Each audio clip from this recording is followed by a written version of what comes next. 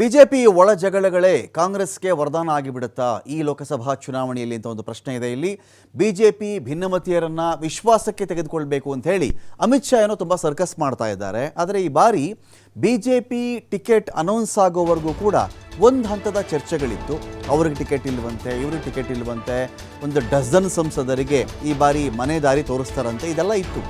ಆದರೆ ticket announce ಆದಾಗ ಇನ್ಯಾವುದೋ ಬಹಳ ಅದ್ಭುತ ಮುಖ ಹೊರಗಡೆ ಬಂದುಬಿಡುತ್ತೆ, ಎಲ್ಲರೂ ಒಪ್ಕೊಂಡ್ಬಿಡ್ತಾರೆ, ಹಾಗೆ ಹೀಗೆ ಅಂತ ಇತ್ತು. ಆದರೆ ಟಿಕೆಟ್ ಅನೌನ್ಸ್ ಆಗಿರುವುದರಲ್ಲೇ ಬಿ ಜೆ ಪಿ ಮಾಡಿಕೊಂಡಿರುವ ಸರ್ವೆಯಲ್ಲಿಯೇ 6 ಕ್ಷೇತ್ರಗಳಲ್ಲಿ 14ರ ಪೈಕಿ 14 ಲೋಕಸಭಾ ಕ್ಷೇತ್ರಗಳು ಮೊದಲ ಹಂತದ ಚುನಾವಣೆ ನಡೆಯುತ್ತಲ್ಲ, ಇದರಲ್ಲಿ 6ಕ್ಕೆ 6ರಲ್ಲೂ ಕೂಡ ಬಿ ಜೆ ಪಿಗೆ ಒಳ ಏಟಿನ ಭೀತಿ ಇದೆ, ಅಂದರೆ ಸೋಲ್ಬಹುದು ಅಂತ. ಇನ್ನು 14ರಲ್ಲಿ ಅದು ಬೇರೆ ಕಥೆ. ಇದು ಬಿ ಜೆ ಪಿ ಲೆಕ್ಕಾಚಾರ. ಇದರಾಚೆಗೆ ಕೆಲವರು ಹೇಳೋ ಪ್ರಕಾರ ಕನಿಷ್ಠ ಪಕ್ಷ ಈ 14ರಲ್ಲಿ 10 ಸ್ಥಾನಗಳಲ್ಲಿ ಬಿ ಜೆ ಪಿಗೆ ದೊಡ್ಡ ಹೊಡೆತ ಕಾದಿದೆ. ಒಬ್ರಿಗೂ ಸಮಾಧಾನ ಇಲ್ಲ, ಯಾರನ್ನೋ ಕರ್ಕೊಬಂದು ಇನ್ಯಾವುದೋ ಕ್ಷೇತ್ರಕ್ಕೆ ಇಳಿಸೋದು.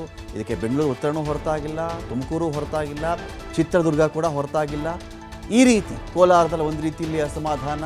ಹಾಗಾಗಿ ಏನಾಗ್ತಾ ಇದೆ ಇಲ್ಲಿ ಪ್ರಶ್ನೆ ಅಂತ ಹೇಳಿದ್ರೆ, ಇದು ಯಾವ ಹಂತಕ್ಕೆ ಹೋಗುತ್ತೆ? ಇದರ ನಡುವೆ ಏನು ಮಾಡಿದ್ರು, ಅಮಿತ್ ಶಾ ಬಂದರು, ಭಿನ್ನಮತೀಯರನ್ನ ಕರ್ಕೊಂಡು ಸಂಧಾನ ಸಭೆಯನ್ನು ಮಾಡಿದ್ರು. ಆದರೆ ಬಿ ಜೆ ಪಿಯಲ್ಲಿನ ಒಳ ಬೇಗುದಿ ನಿವಾರಣೆ ಮಾಡೋದು ಹೇಗೆ ಅನ್ನೋದು ಅಮಿತ್ ಶಾ ಕೂಡ ಒಂದು ಸವಾಲಾಗಿ ಕಾಡ್ತಾ ಇದೆ. ಮುಖಂಡರ ಆಂತರಿಕ ಕಚ್ಚಾಟಕ್ಕೆ ಅಮಿತ್ ಶಾ ಕಂಗೆಟ್ಟು ಹೋಗಿದ್ದಾರೆ. ಅಮಿತ್ ಶಾ ಟೆನ್ಷನನ್ನು ಹೆಚ್ಚಳ ಮಾಡಿರೋದು ಟೋಟಲ್ 6 ಕ್ಷೇತ್ರಗಳು. ಅವರ ವರದಿ ಪ್ರಕಾರ ಇನ್ನು ರಾಜಕೀಯ ತಜ್ಞರು, ಜನಾಭಿಪ್ರಾಯ, ಬೇರೆ ಪಕ್ಷಗಳು ಇವರು ಹೇಳೋ ಲೆಕ್ಕದಲ್ಲಿ 14ರ ಪೈಕಿ 10ರಲ್ಲಿ ಬಿ ಜೆ ಪಿಗೆ ತೊಂದರೆ ಆದರೂ ಆಶ್ಚರ್ಯ ಇಲ್ಲ. ಅಷ್ಟರ ಮಟ್ಟಿಗೆ ಅಂದರೆ ಬಿ ಜೆ ಪಿ ಇನ್ಯಾರೋ ಬಂದು ಸೋಲಿಸ್ತಾರೆ ಅಂತ ಅಲ್ಲ, ಇಲ್ಲಿ ಅವರವರ ಪಾರ್ಟಿಯವರಿಗೆ ಅವರವರೇ ಮುಳುವಾಗ್ತಾ ಇದ್ದಾರೆ.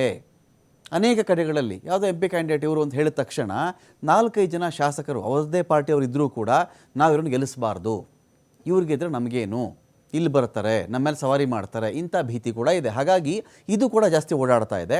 ವಿಧಾನಸಭಾ ಚುನಾವಣಾ ಫಲಿತಾಂಶ ಇತ್ತಲ್ಲ ಹೋದ ವರ್ಷದ್ದು, ಇದೇ ಫಲಿತಾಂಶ ರಾಜ್ಯದಲ್ಲಿ ಲೋಕಸಭಾ ಕ್ಷೇತ್ರಗಳಲ್ಲೂ ಆಗುತ್ತಾ ಎನ್ನುವ ಒಂದು ಭೀತಿಯಲ್ಲಿ ಬಿ ಜೆ ಪಿಯವರು ಇದ್ದಾರೆ. ಎಂ ಪಿ ಎಲೆಕ್ಷನಲ್ಲೂ ಕೂಡ ಎಮ್ ಎಲ್ ಎ ಎಲೆಕ್ಷನ್ ರಿಸಲ್ಟೇ ಮರುಕಳಿಸುವಂಥ ಭೀತಿ ಕಾಣಿಸ್ತಾ ಇದೆ. 3 ಅಂಕಿ ದಾಟಿದಂಥ ಬಿ ಜೆ ಪಿ ಶಾಸಕರ ಸಂಖ್ಯೆ 2 ಅಂಕಿಗೆ ಮುಟ್ಟಿತ್ತು ಕಳೆದ ವಿಧಾನಸಭಾ ಚುನಾವಣೆಯಲ್ಲಿ. ಇಲ್ಲೇನಾಗ್ತಾ ಇದೆ, 28 ಎಂ ಪಿ, ಇದರಲ್ಲಿ 14ರಲ್ಲಂತೂ 6ಕ್ಕೆ ಒಳ್ಳೆಯಿಟ್ಟು ಅಂತ ಬಿ ಜೆ ಪಿಯವ್ರ ಬಳಿನೇ ಲಿಸ್ಟ್ ಇದೆ. ಇನ್ನು 10ರಲ್ಲಿ ಅಂಥೇಳಿ ಬೇರೆಯವರೆಲ್ಲರೂ ಮಾತಾಡ್ತಾ ಇದ್ದಾರೆ ಈಗ. ಸೊ ಹೀಗಾದಾಗ 28 ಎಂ ಪಿ ಕ್ಷೇತ್ರಗಳ ಪೈಕಿ ಒಳ ಏಟಿನ ಭೀತಿಯಲ್ಲಿ ಬಿ ಜೆ ಪಿಯವರು ಇದ್ದಾರೆ. ಜೆ ಡಿ ಎಸ್ ಮೈತ್ರಿ ಬೆಂಬಲ ಇದ್ದ ಹೊರತಾಗಿಯೂ ಬಿ ಜೆ ಪಿಯವರೇ ಬಿ ಜೆ ಪಿಗೆ ಮುಳುವಾಗ್ತಾರೆ ಅಂತ ಒಂದು ಮಾಹಿತಿ ಇದೆ.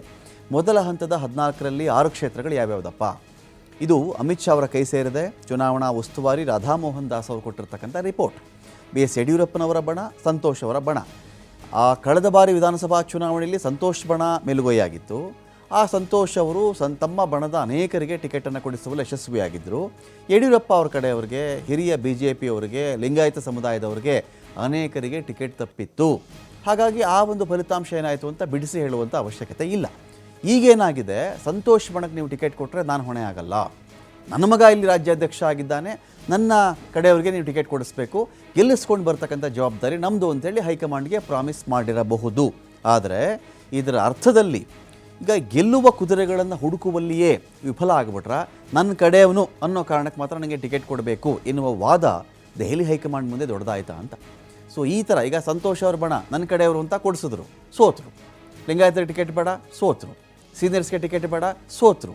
ಬಿ ಎಸ್ ವೈ ಅವರು ಒಟ್ಟಿನಲ್ಲಿ ಇವ್ರ ಕಡೆಯವ್ರಿಗೆ ಸಿಗಬಾರ್ದು, ಗೆಲ್ತಿದ್ರು ಸೋಲ್ತಿದ್ರು ನನಗೆ ಗೊತ್ತಿಲ್ಲ, ಅವ್ರ ಕಡೆ ನಾನು ಕೊಡಿಸಲ್ಲ.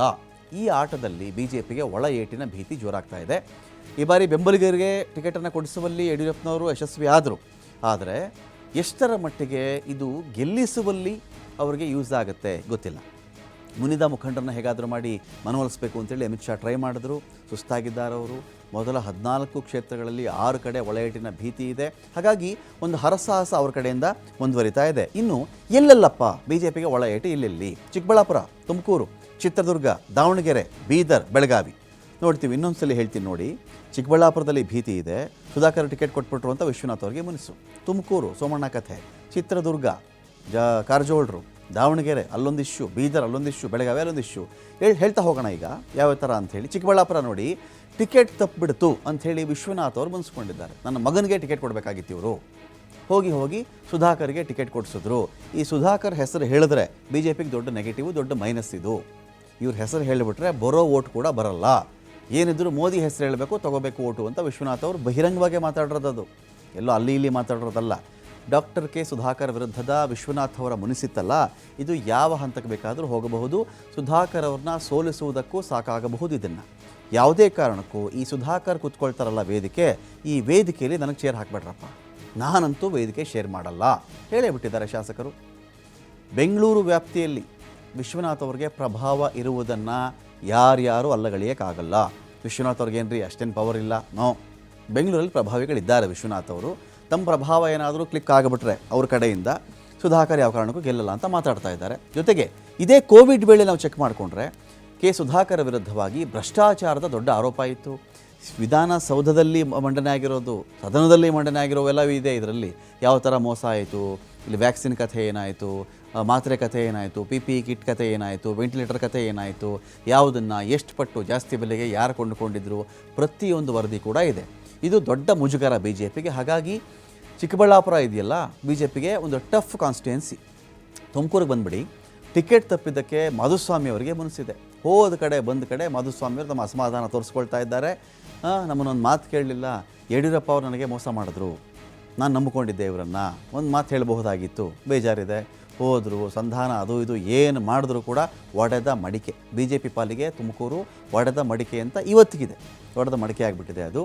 ಅಮಿತ್ ಶಾ ಸಂಧಾನ ಸಭೆಗೂ ಬರಲೇ ಇಲ್ಲ, ಮಾಧುಸ್ವಾಮಿ ಬರಲಿಲ್ಲ. ಆಯ್ತಪ್ಪ ಸಂಧಾನ ಮಾಡೋಣ ಬನ್ನಿ, ನಿಮ್ದೇನು ಇಶ್ಯೂ ಇದೆಯೋ ಬನ್ನಿ ಅಂತ ಕೇಳಿದ್ರೆ ನಾನು ಬರಲ್ಲ. ಯಾಕೆ ಬರೋಣ, ನಾವು ಸ್ಥಳೀಯರಿದ್ದೀವಿ, ಇಲ್ಲಿ ನಮಗೆ ಕ್ಷೇತ್ರ ಗೊತ್ತು, ಇಲ್ಲಿ ಕಷ್ಟ ಸುಖಗಳು ಗೊತ್ತು, ನಮಗೆ ಜನ ಗೊತ್ತು, ನಮಗೆ ಟಿಕೆಟ್ ಕೊಡ್ರಿ ಅಂದರೆ ಯಾರ್ಯಾರನ್ನೋ ಕರ್ಕೊಂಡು ಬಂದು ಪ್ಯಾರಾಚೂಟಲ್ಲಿ ಇಳಿಸ್ತೀರಾ ಇಲ್ಲಿ ಕ್ಯಾಂಡಿಡೇಟ್ಗಳನ್ನು, ನಾವು ಯಾಕ್ರಿ ಗೆಲ್ಸೋಣ? ಅವರ ಒಂದು ವಾದ ಇದೆ. ಸೋಮಣ್ಣ ವಿರುದ್ಧ ಸಿಡಿದೆದ್ದಿದ್ದಾರೆ. ಸೋಮಣ್ಣ ಅವರಂತೂ ರೀ ಮಾಧುಸ್ವಾಮಿ ಮುನಿಸ್ಕೊಂಡ್ರೆ ನಮಗೇನು ರೀ, ಮಾದಪ್ಪ ಇಲ್ವೇನ್ರಿ ನಮಗೆ ಅಂತಾರೆ ಅವರು. ದೇವರು ಮಲೆಮಹದೇಶ್ವರ ಸ್ವಾಮಿ, ಮಾಧುಸ್ವಾಮಿ ಮುನಿಸ್ಕೊಂಡ್ರು ಪರವಾಗಿಲ್ಲ, ನಮಗೆ ಮಾದಪ್ಪ ಇದ್ದಾರೆ ಅಂತ ಸೋಮಣ್ಣ ಅವ್ರ ವಾದ. ಯಡಿಯೂರಪ್ಪ ಅವ್ರಿಗೆ ತಿಳಿಸಿದ್ರೂ ಕೂಡ ಸ್ಪಂದಿಸಲಿಲ್ಲ ಅಂತ ಅವ್ರಿಗೊಂದು ಬೇಸರ ಇದೆ. ಯಾರಿಗೆ? ಮಾಧುಸ್ವಾಮಿ ಅವರಿಗೆ. ಲೋಕಸಭಾ ಕ್ಷೇತ್ರದಲ್ಲಿ ಮಾಧುಸ್ವಾಮಿ ಅವರ ಪ್ರಭಾವವನ್ನು ಅಲ್ಲಗಳೆಯುವಂತಿಲ್ಲ. ನೆಕ್ಸ್ಟು ಚಿತ್ರದುರ್ಗ. BSY ವಿರುದ್ಧವಾಗಿ ಚಂದ್ರಪ್ಪನವರು ಬಡ್ಡೆದ್ದು ಬಿಟ್ಟಿದ್ದಾರೆ. ನಾವು ಸ್ಥಳೀಯರಿದ್ದೀವಿ ಸ್ವಾಮಿ, ನನಗೂ ಇಲ್ಲಿ ಜನ ಗೊತ್ತಿದ್ದಾರೆ, ನಮ್ಮನ್ನು ಬಿಟ್ಟುಬಿಟ್ಟು ನೀವು ಯಾಕೆ ಗೋವಿಂದ ಕಾರಜೋಳರನ್ನ ಕರ್ಕೊಂಡು ಬಂದಿದ್ದೀರಾ ಅಲ್ಲಿಂದ, ಅವ್ರನ್ನ ಯಾಕೆ ಕರ್ಕೊಂಡು ಬಂದಿರಿ ನೀವು? ಚಂದ್ರಪ್ಪ ಕಿಡಿಕಾರ್ತಾ ಇದ್ದಾರೆ. ಮಗನಿಗೆ ಟಿಕೆಟ್ ಬೇಡಿಕೆ ಇಟ್ಟಿದ್ರು ಚಂದ್ರಪ್ಪ ಅವರು. ಹೊಳಲ್ಕೆರೆ ಸೇರಿದಂತೆ ಹಲವು ಕಡೆಯಲ್ಲಿ ಚಂದ್ರಪ್ಪ ಅವರ ಮಾತು ನಡೆಯುತ್ತೆ, ಪ್ರಭಾವ ಇದೆ. ಎಡಗೈ ಬಲಗೈ ಸಮುದಾಯದ ಸಂಘರ್ಷದ ಒಳ್ಳೆಟಿನ ಭೀತಿ ಕೂಡ ಈ ಭಾಗದಲ್ಲಿ ಇರುವುದು ಅಲ್ಲಗಳೆಯೋಕ್ಕಾಗಲ್ಲ. ಆಯಿತು, ನೆಕ್ಸ್ಟ್ ದಾವಣಗೆರೆ ಬನ್ನಿ. ದಾವಣಗೆರೆ ನೋಡಿದ್ರೆ ಈ ಬಾರಿ ಅಭ್ಯರ್ಥಿ ಚೇಂಜ್ ಆಗಲೇಬೇಕು ಅಂತ ಮುಖಂಡರು ಪಟ್ಟು ಹೇಳ್ತಿದ್ರು. ಯಾವುದೇ ಕಾರಣಕ್ಕೂ ಈ ಅಭ್ಯರ್ಥಿ ಬೇಡ, ನಮಗೆ ಚೇಂಜ್ ಮಾಡಲೇಬೇಕು ಅಂತ. ಆಯ್ತಪ್ಪ ಚೇಂಜ್ ಮಾಡ್ತೀವಿ ಅಂಥೇಳಿ ಸಿದ್ದೇಶ್ವರ್ ಕೊಡಲ್ಲಪ್ಪ, ಅವರ ಹೆಂಡತಿ ಕೊಟ್ಬಿಡ್ತೀವಿ ಟಿಕೆಟ್ ಅಂತ ಅವ್ರ ಹೆಂಡತಿ ಕೊಟ್ಬಿಟ್ರು. ಎಲ್ಲ ಒಂದೇ ಅಲ್ವಾ, ಅವರು ಕೊಟ್ರೇನೋ, ಹೆಂಡತಿ ಕೊಟ್ರೇನೋ, ಮಗನ ಕೊಟ್ರೇನೋ, ಮಗಳು ಕೊಟ್ರೇನೋ, ಒಂದೇ ಫ್ಯಾಮಿಲಿ ಅಂತ ಆಯಿತು. BJPಗೆ ಸಿಟ್ಟು ಬಂತಿತ್ತು. ಅಲ್ರಿ ಅವರು ಟಿಕೆಟ್ ತಪ್ಪಿಸಿ ಅಂದರೆ ಅವ್ರ ಹೆಂಡತಿ ಕೊಟ್ಟಿದ್ದೀರ ನೀವು ಅಂಥೇಳಿ ತಮ್ಮ ಗುರುವಿನ ವಿರುದ್ಧವಾಗಿಯೇ ರೇಣುಕಾಚಾರ್ಯ ಸಿಟ್ಟು ತೋರಿಸ್ಕೊಂಡಿದ್ದಾರೆ. ಆರಂಭದಿಂದಾನೂ ಕೂಡ ಟಿಕೆಟ್ಗೆ ಬೇಡಿಕೆ ಇಟ್ಟಿದ್ದರು ರೇಣುಕಾಚಾರ್ಯ ಅವರು. SA ರವೀಂದ್ರನಾಥ್ ಮಾಜಿ ಮಿನಿಸ್ಟರ್ ಅವರೂ ಕೂಡ ಆಕಾಂಕ್ಷಿಯಾಗಿದ್ದರು. ಇಬ್ಬರು ಮುಖಂಡರ ಮನವೊಲಿಕೆ ಆಗದೇ ಇದ್ದರೆ ಗೆಲುವಿನ ಹಾದಿ ಕಷ್ಟ ಅಂತ ಹೇಳ್ತಾ ಇದ್ದಾರೆ. ಜೊತೆಗೆ ಕರುಣಾಕರ್ ರೆಡ್ಡಿ ಬೆಂಬಲ ಕೂಡ ಈ ಭಾಗದಲ್ಲಿ ಸಿಗುವುದು ಕಷ್ಟ ಸಾಧ್ಯ. ಈ ಶಾಸಕರ ಕ್ಷೇತ್ರಗಳಲ್ಲಿ ನಿರೀಕ್ಷಿತ ಮತ ಬದಲಾವಣೆ ಆಗೋದು ಬಹಳ ಕಷ್ಟ ಇದೆ ಅಂತ ಹೇಳ್ತಾರೆ. ಇನ್ನು ಬೀದರ್ ಅಂತ ಬಂದರೆ ಈ ಬಾರಿ ಇಲ್ಲಿ ಯಾವುದೇ ಕಾರಣಕ್ಕೂ ಖೂಬಾ, ಭಗವಂತ ಖೂಬಾ ಇದ್ದಾರಲ್ಲ, ಗೋ ಬ್ಯಾಕ್ ಖೂಬಾ, ಇವ್ರಿಗೆ ಯಾವುದೇ ಕಾರಣಕ್ಕೂ ಟಿಕೆಟ್ ಕೊಡಬಾರ್ದು ಅಂತ ದೊಡ್ಡ ವಿರೋಧ ಆಯಿತು. ಪ್ರಭು ಚೌಹಾಣ್ ಎಲ್ಲರೂ ಕೂಡ ದೊಡ್ಡ ವಿರೋಧವನ್ನು ವ್ಯಕ್ತಪಡಿಸಿದರು. ವಿಜೇಂದ್ರ ಅವರ ಕಾಲು ಕೂಡ ಬಿದ್ದಿದ್ದರು. ಭಗವಂತ ಖೂಬಾಗೆ ಹೇಗಾದರೂ ಮಾಡಿ ಟಿಕೆಟ್ ತಪ್ಪಿಸಿ ಅಂಥೇಳಿ. ಮಾಜಿ ಸಚಿವ ಪ್ರಭು ಚೌಹಾಣ್ ಸ್ಥಳೀಯವಾಗಿ ಕ್ಷೇತ್ರಗಳಲ್ಲಿ ಒಳ್ಳೆ ಹಿಡಿತ ಹೊಂದಿದ್ದಾರೆ.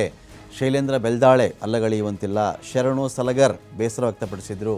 ಸಂಧಾನ ಮಾಡಿದರೂ ಕೂಡ ಚುನಾವಣೆ ವೇಳೆ ಒಗ್ಗಟ್ಟಿನ ಕೊರತೆ ಇಲ್ಲಾಗಬಹುದು. ಹಾಗಾಗಿ ಬೀದರ್ ಕೂಡ ಈ ಬಾರಿ ಒಳ ಏಟಿನ ಭೀತಿ ಎದುರಿಸ್ತಾ ಇದೆ. ಇನ್ನು ಬೆಳಗಾವಿ ಕ್ಷೇತ್ರದವರಿಗೆ ಟಿಕೆಟ್ ಕೊಡದೆ ಹೊರಗಿನವ್ರು ಕರ್ಕೊಬಂದು ಟಿಕೆಟ್ ಕೊಟ್ಟಿದ್ದೀರಾ ಅಂತ ಅಭ್ಯರ್ಥಿ ಜಗದೀಶ್ ಶೆಟ್ಟರ್ ವಿರುದ್ಧವಾಗಿ ಸ್ಥಳೀಯರು ಬಂಡೆದ್ದಿದ್ದಾರೆ. ಕಾರಣ ಇಷ್ಟೇ, ಶೆಟ್ಟರ್ ಹೋದ ಕಡೆ ಬಂದ ಕಡೆ ಎಲ್ಲಿ ನಿಲ್ತ್ಕೋತಾರೋ ಇದೇ ನನ್ನ ಕರ್ಮಭೂಮಿ ಅಂದ್ಬಿಡೋದು. ರೀ ನಿಮ್ದು ಯಾವುದ್ರಿ ಕರ್ಮಭೂಮಿ? ಬೆಳಗಾವಿ ನಿಮ್ಮ ಕರ್ಮಭೂಮಿ ಹೇಗ್ರಿ? ಎಷ್ಟು ಸಲ ನೀವು ಅಲ್ಲಿ ಹುಬ್ಬಳ್ಳಿ ಧಾರವಾಡದ ಕಡೆ ನೀವು ಗೆದ್ದಿದ್ದೀರಿ, ಇಲ್ಲಿ ಇವತ್ತು ಬಂದು ಟಿಕೆಟ್ ಗಿಟ್ಟಿಸ್ಕೊಂಡ್ಬಿಟ್ಟು ಬೆಳಗಾವಿ ನನ್ನ ಕರ್ಮಭೂಮಿ ಅಂತಿರಲ್ರಿ, ಯಾವ ಲೆಕ್ಕಾಚಾರ ಅಂತ ಸ್ಥಳೀಯರು ಕೇಳ್ತಾ ಇದ್ದಾರೆ. ಬೇರೆ ಬೇರೆ ಪಕ್ಷದ ನಾಯಕರು ಕೇಳ್ತಾ ಇದ್ದಾರೆ. ಗೋ ಬ್ಯಾಕ್ ಶೆಟ್ಟರ್ ಅಭಿಯಾನ ಜೋರಾಗಿದೆ ಅಲ್ಲಿ. ಅತೃಪ್ತರು ಇದೀಗ ದೊಡ್ಡ ಮಟ್ಟದಲ್ಲಿ ಶೆಟ್ಟರ್ ವಿರುದ್ಧ ನಿಂತಿದ್ದಾರೆ. ಏನಾದರೂ ಮಾಡಿ ಈ ಶೆಟ್ಟರ್ ವಿರುದ್ಧದ ಬಂಡಾಯವನ್ನು ಶಮನ ಮಾಡಬೇಕು ಅಂತ BSY ಟ್ರೈ ಮಾಡ್ತಾ ಇದ್ದಾರೆ. ಆದರೂ BSY ಅವರ ಮಾತಿಗೆ ಕಾಟಾಚಾರಕ್ಕೆ ಎನ್ನುವಂತೆ ಸಮ್ಮತಿ ಸೂಚಿಸಿದ್ರು. ಒಲ್ಲದ ಮನಸ್ಸಿನಿಂದಾನೇ ಕೆಲವರು ಕೆಲಸ ಮಾಡ್ತಾ ಇದ್ದಾರೆ. ಈರಣ್ಣ ಕಡಾಡಿ ಅವರು ರಾಜ್ಯಸಭಾ ಮೆಂಬರ್, ಮಾಜಿ ಶಾಸಕ ಅನಿಲ್ ಬೆನಕೆ, ಮಾಜಿ MLC ಮಹಾಂತೇಶ್ ಕವಟಗಿ ಮಠ ಎಲ್ಲರೂ ಸೇರಿ ದೊಡ್ಡ ಮಟ್ಟದ ಒಂದು ಮುನಿಸನ್ನು ತೋರಿಸ್ಕೊಳ್ತಾ ಇದ್ದಾರೆ.